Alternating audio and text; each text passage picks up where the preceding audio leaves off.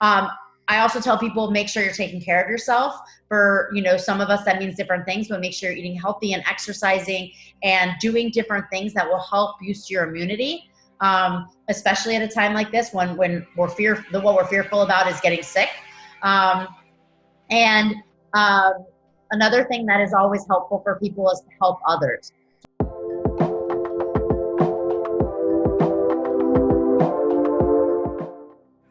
Hi, everybody. Welcome to our podcast, The Stamp of Approval.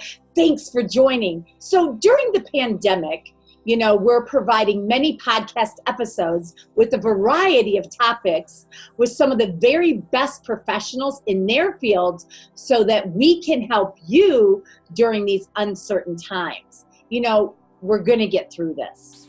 Create a plan for yourself, your personal life, your business, and take action. I'm Kristin Stampini. My husband Mark and I own multiple businesses. In 2017, we opened our virtual assistant business where we help small business owners hire, train, and staff administrative assistants at a very affordable price. We have a real estate business as well. My real estate career actually began during the financial and real estate crisis back in 2007. And during that time, I was personally bankrupt and broke. Over the years, we were able to build a $1 million real estate team. Currently, we have a small real estate team as well as a real estate brokerage. We have a real estate investment company, and I'm also a real estate coach for the Craig Proctor Systems. So today, my guest is Dr. Rachel Needle. Rachel is a licensed psychologist and certified sex therapist in private practice, and is the founder and executive director of the Whole Health Psychological Center. A comprehensive psychological practice with therapists with a broad range of specialty areas. And Dr. Needle has presented her research and clinical work at national and international conferences. She has been quoted in a number of newspapers and popular magazines on issues related to mental health, substance use, and sexuality. So today, Dr. Needle will discuss how to stay connected and emotionally healthy and reducing anxiety during these uncertain times. Welcome, Rachel. Thank you so much for having me, Kristin. Oh, thank you so much for coming back. So last time I did this, I forgot to record. Take two. Yeah, take two. So welcome back. So let's start with, tell me what you're seeing today that's different in your normal practice. What are you seeing? So we're seeing an increase of anxiety, fear, and depression. So this is a time of uncertainty. This is an unprecedented time in our country. We've never dealt with something like this before.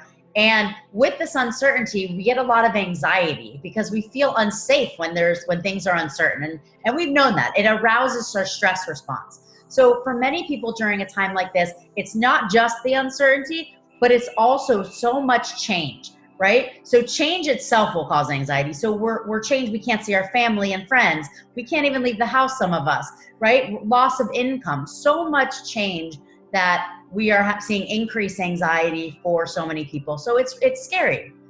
Right. And how about, even when you're talking about so much change, think about either people are staying home with their kids, right, and having to homeschool, yes, which they aren't used to, or their kids are online, but they're having to help more, or maybe one spouse has a job, one doesn't, or both don't, and both working from home. So I'm sure those are some of the issues that you're dealing with today. Oh, for sure. It's a lot. It's a lot on people, whether you're still working or you're not, having your children at home or having this change in lifestyle can be really tough for people. So I think that we're seeing a lot of people trying to figure out what their new normal is, trying to cope with their new normal. And even people that may not have had any issues previously are struggling too. So there's a lot of things that we can do. And I know you're going to ask me about that, so we can talk about that as well. Go right ahead and jump into it. Okay.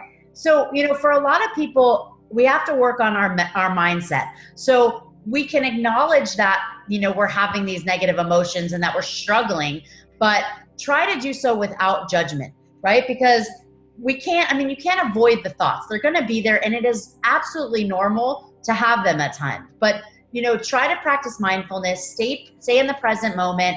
Don't judge yourself for having them. Let yourself have the feelings and then choose to shift, right? So give yourself, for some people, I tell them if they're having a ton of anxiety and stress and these thoughts are occurring all day, I tell them to try to pick a time of day, even 2 times, and for 5 minutes straight, out loud, say everything they're worried about or stressed about, and give yourself that time, so that if throughout the day you're thinking about this, you'll be like, okay, at 5 p.m. I get my stress time, or my time to be worried.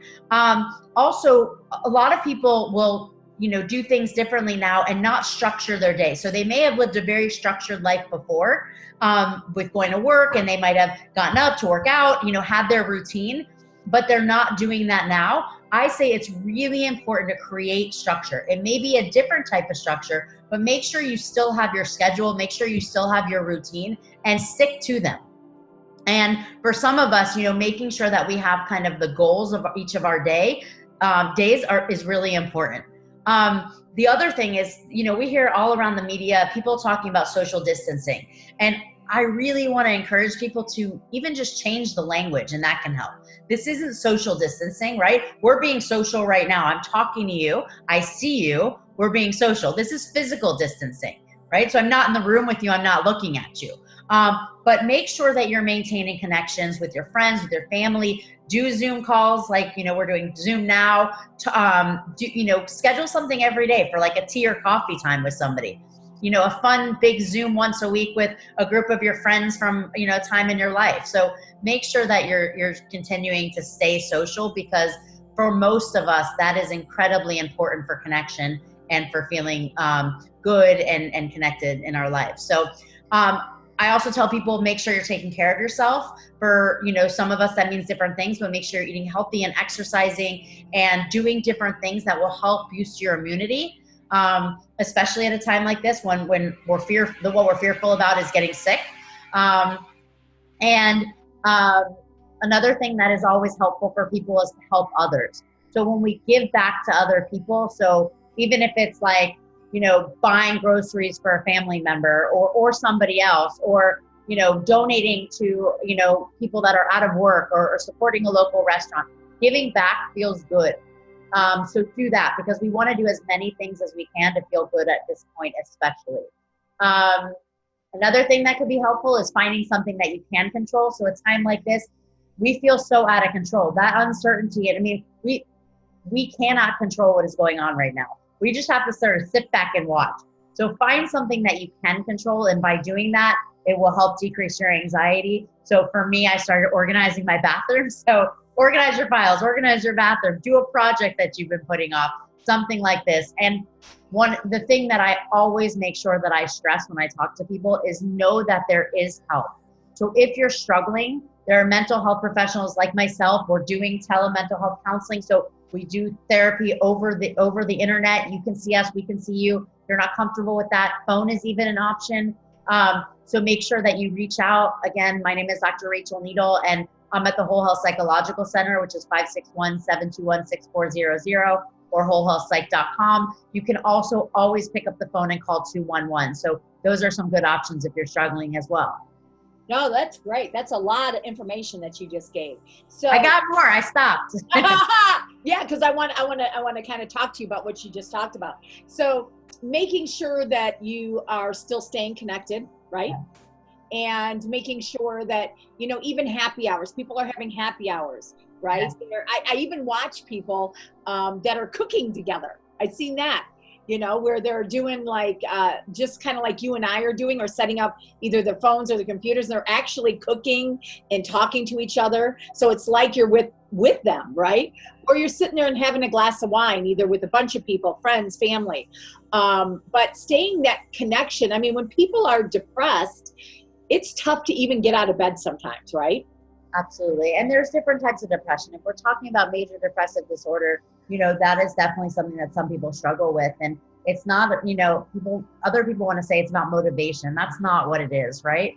There's so much more that goes into, severe and persistent mental illness and things like major depressive disorder. So it's not as easy as, well, just get up. Yeah. So you want to make sure that you're monitoring that. And if you're struggling, make an appointment with someone like myself. We can also determine if you should make an appointment with a psychiatrist, and maybe medication would be helpful. But, at least try to do one thing a day for yourself, and continue to try to stay connected. So even if you're in bed and you make a phone call, to a friend. I always think that, we're going to get through this. It actually could be a lot worse, than it is. I mean, fortunately, it's not, it's not good, obviously, with people losing jobs and so on and so forth. But it could be, I try to look at it as very optimistic and say, hey, we're going to get through this. It's only been a month. Look at the different wars we've had and the years and years of depression we've gone through. The worst thing that could happen, obviously, is, somebody getting sick or you getting sick and things like that. But the thing is that we're going to all get through this. It's going to be different. Okay. When we do open up, our different states or whatever, things are still going to be different, right? Things are going to start up slow because people are still not going to feel real comfortable going out. And we just need to be mindful, like you said, but start doing that now. Even going outside and sitting there, right? And getting, especially we're here in South Florida, getting some sunlight, right? Because that makes us happy.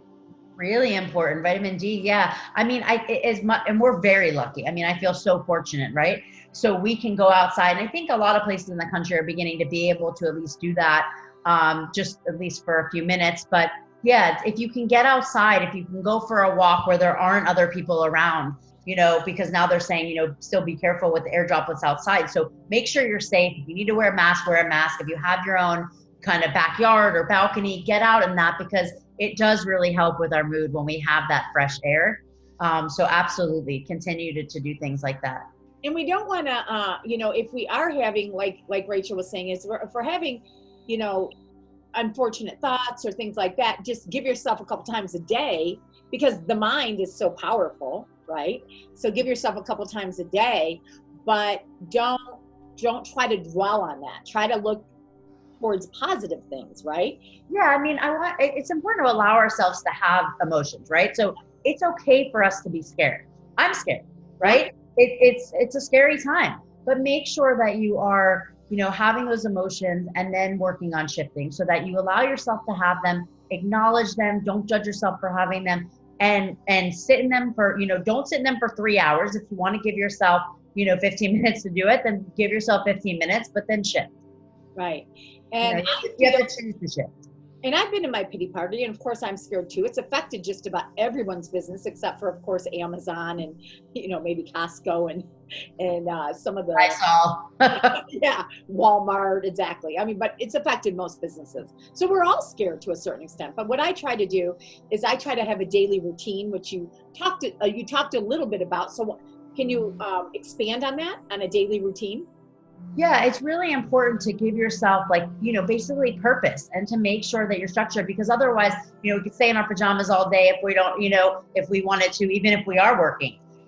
You could go, just kind of move from room to room or not even get out of bed for hours. And that will tend to make us feel worse. I'm not saying you can't stay in bed one day and have a day, where you relax. Great. But most days you should be trying to schedule yourself so that you feel more regimented, so that you have purpose, so that you feel like you have goals in mind, and that you're doing things that will make you feel good about yourself and distract you.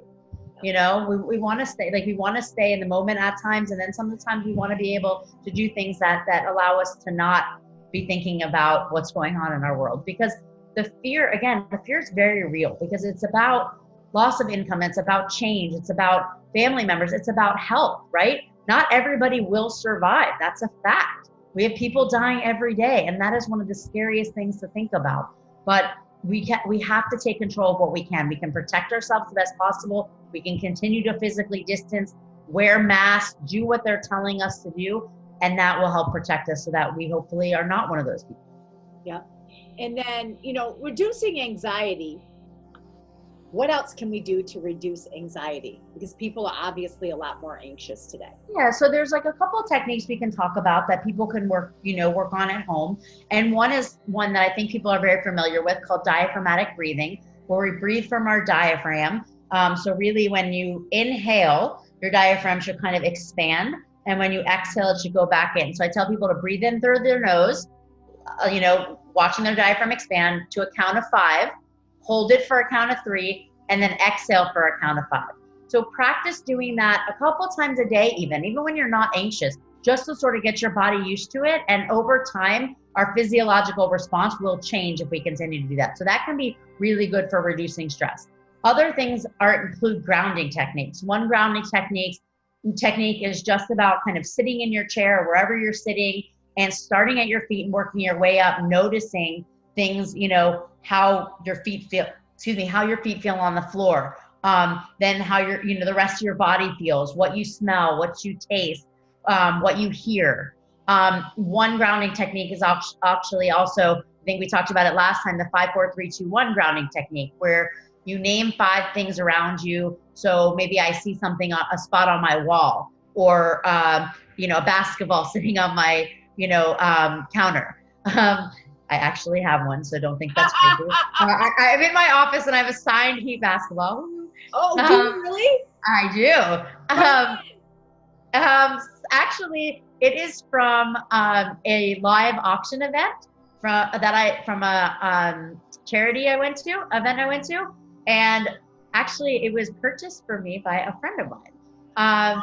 She really wanted to buy something else, and I had already bought everything I was going to buy, and I said, that's awesome, and she bought it for me. So I'm very lucky to have it. It's actually one of our congresswomen who bought it for me that I'm friendly with. Do you have Dwayne Wade or LeBron or Bosch or any of them? Unfortunately, no. Oh. Not any of them, but I'm very happy with the players. Oh, that's cool. That's really awesome.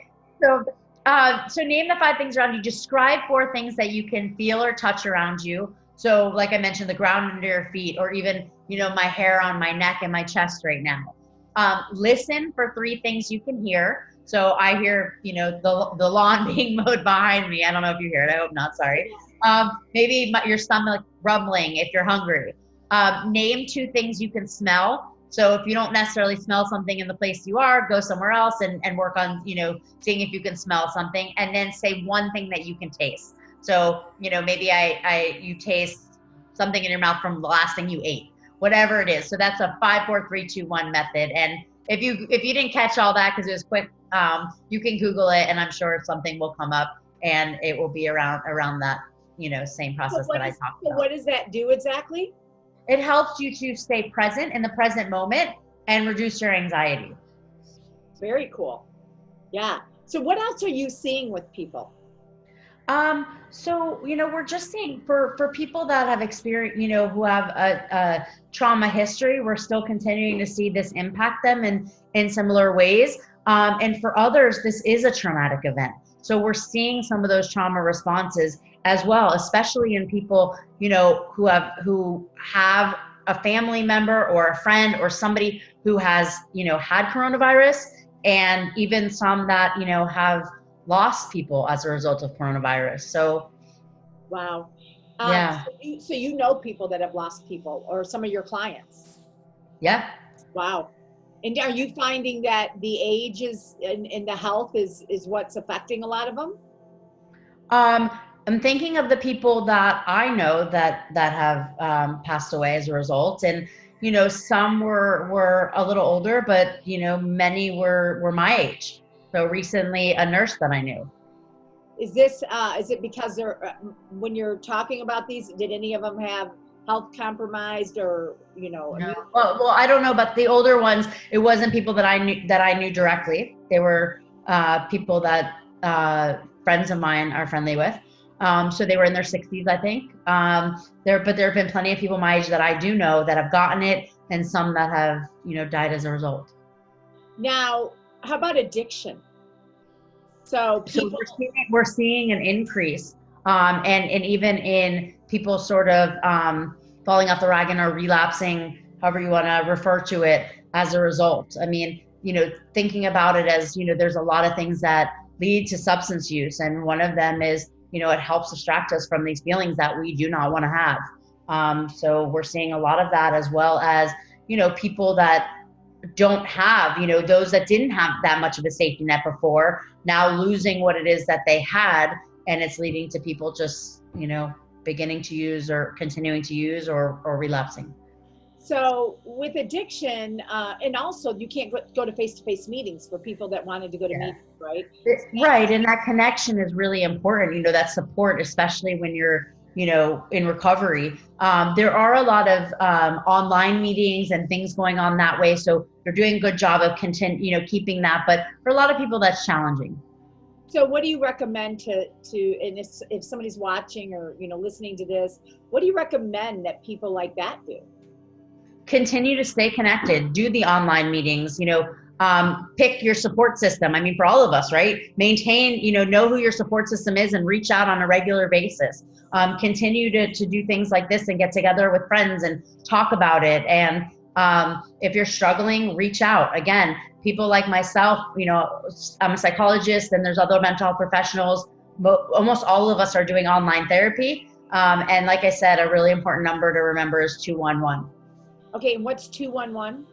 211 is a nonprofit organization that has a helpline, which you will get to a live person 24 hours a day. Okay, wow, that's awesome. And our local 211 is actually the call center that if you call the National Suicide Hotline in this area, you will get our 211. Wow, that's awesome. So basically, a few things. I don't know if there's anything else that you wanted to cover today, but basically, staying connected, staying on routine.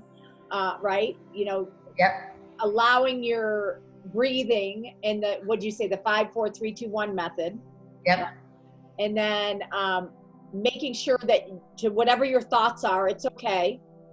Go ahead, but only do it a couple times a day because your thoughts are so powerful, right? And making sure that, you try to reduce your anxiety, in multiple different ways that you can, but staying on a routine and, getting outside, getting in the sun and things like that definitely help, right? And for people that, have lost their jobs and are nervous or people are worried about money, even if they haven't, creating a job and listing like what are your necessities can be really helpful. I talk to people a lot about positive affirmations. So make sure that you create some affirmations that work for you. So something like, I am happy and I'm home with my family, or I will persevere. And, I've really been encouraging people to try to shift the way that they're thinking about things. And I know that's hard, but if you can shift this and try to find some silver lining and remind yourself that, we could potentially use this as a way to grow and persevere and for the future. So if you can shift your thinking and try to, look at this as a time to foster growth, resilience, a new appreciation for life, that can be really helpful. Wow, that's awesome. And, we're in this together. I mean, we're all going through the different emotions. There are people out there. So I'm trying to educate as much as I can and bring on people like Dr. Rachel Needle. But also I brought on a CPA yesterday that actually went over like 10 different things to help you in yourself on what you could. And the thing is there's a lot of fake news out there. So you got to make sure that you are watching things with people that you trust. Okay. And I promise you everything that I bring on here is first of all, things are changing every day. Okay. Right. But when I bring it on here, that is what it is. The people that I bring on, and like the CPA that talked yesterday, I'm telling you, he went over 10 different programs for you. So they were awesome. The different people that I'm bringing on, I brought on a lender. I'm going to bring on another attorney who is going to talk about the, forbearance and, what he sees in, real estate and such. And then I had an attorney on and she talked about, missing rent payments and, I'm bringing on earlier today, I had a different doctor on. So I am bringing on so many different professionals, therapists, doctors, CPAs, attorneys, whatever, to help all of us out there to educate and to make sure that we know our options and the things and how to handle it. Because none of us have ever been through anything like this before. And it's us all. Oh, for sure. And information is, something that will help us, right? So information, educating us will help us to feel more safer and less anxious about what's going on, right? The more information, well, I don't want to say the more information, the better, because one of the things you said, reminded me that, limit your media and social media. Absolutely. Take it. So you can't sit there and just watch all day, and because it's just too much, right? We can't handle that much. And like you said, things are changing all the time. So make sure that you limit your exposure to media and social media during this time, and get information, but know your sources. Like you said, get the right information, update yourself, but don't become obsessed with the different changes and what you're doing. Do what you can to stay safe and to stay sane. I mean, I guess. Yeah, exactly. And to stay sane, we're all trying to stay sane. Possible. Oh, my Lord. So Dr. Needle, so one of the things is she's such a giver at everything that she does. And, if you guys are really struggling and everything else, first of all, she's going to give you contact information to reach out to them. They, at this time, if you're really, really struggling, they're billing people on a scale or not, you can talk. Yeah, we always work at my Whole Health Psychological Center, the practice, our goal is to never turn anyone away. So we always work on a sliding fee scale, but we are not turning people away. So if someone can't pay, it's not a problem. We're going to make sure that you get the help that you need. Wow, which is amazing. Okay, that's awesome. So I'm bringing on too is, talking about having free consultations or helping or whatever. And that's what we're all about. And just like what you talked about earlier, the thing that I like to do probably the most out of anything I do is give back. Giving back is what my soul. So, and that's what you're talking about too. And that's why I do these podcasts as well. Yeah. And you're a giver too. I mean, I think that's one of the things that connected me to you, when you're like attracted to somebody with, based on I think that's one of the things, like you do have such a big heart, and I love that you're doing this. Well, thank you. And tell us your information again. Sure. So Dr. Rachel Needle, 561-721-6400. You can also look at our website, wholehealthpsych.com, and reach us at 561-721-6400 again, or wholehealthpsych@gmail.com. Awesome. I also have a website, drrachel.com. drrachel.com. Oh, yes. That's awesome. It has a lot of information on there as well. There's some, and I'm starting to write some blogs there as well about different things associated with the coronavirus. So don't wait, don't wait. Make sure you're reaching out. Make sure you're doing these things. And, I really appreciate you joining our podcast today, Rachel. And thank you. Thank you for having me. Absolutely. Thank you, everybody. Have a great day.